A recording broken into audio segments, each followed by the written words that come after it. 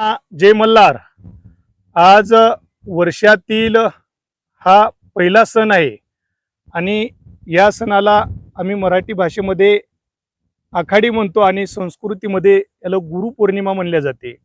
आणि आजच्या गुरुपौर्णिमेच्या दिवशी या महाराष्ट्रातील आमचा धनगर समाज बांधव प्रत्येक गावातील खेड्यातील वस्तीतील आमचे कुलदैवत बिरोबा बिरोबा एक बळीराजाचा हा अवतार आहे आणि बळीराजाच्या नंतर त्यांनी बिरोबाचा अवतार घेतलेला आहे। आणि ज्यावेळेस बिरोबाचा अवतार घेतला त्यावेळेस आमच्या या धनगर समाजामध्ये या मेंढपाळांमध्ये त्यांनी भरपूर कार्य केलं आणि कार्यच केलं नाही तर ज्या ज्या ठिकाणी मेंढपाळ बांधवावर अडचणी येतात त्या ठिकाणी हा बिरोबा धावून जात होता आणि त्या मेंढपाळ बांधवांना न्याय देत होता।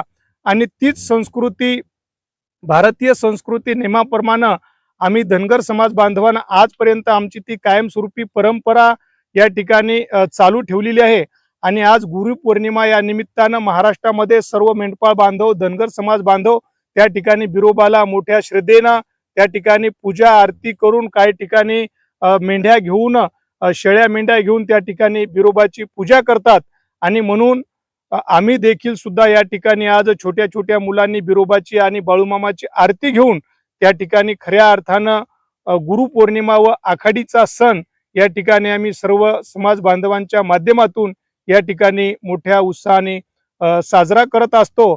आणि आज देखील ती कायमस्वरूपी त्या ठिकाणी मेंढपाळ बांधवांच्या पाठीमागं आमचे बिरुदेव या ठिकाणी कायमस्वरूपी असतात। ज्या ज्या ठिकाणी मेंढपाळावर अन्याय होतो किंवा मेंढपाळांना त्या ठिकाणी अडचण येते त्या ठिकाणी आमचा आजही मेंढपाळ बांधव त्या बिरोबाची त्या ठिकाणी आराधना करतात आणि हा बिरुदेव त्या मेंढपाळांना त्याच्यातून सुटका करण्याचं काम करतो।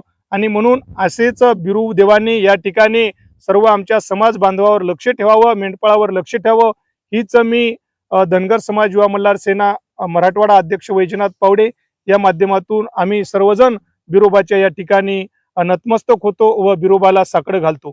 येळकोट येळकोट येळकोट येळकोट गुरुदेवाच्या नावानं गुरुदेवाच्या नावानं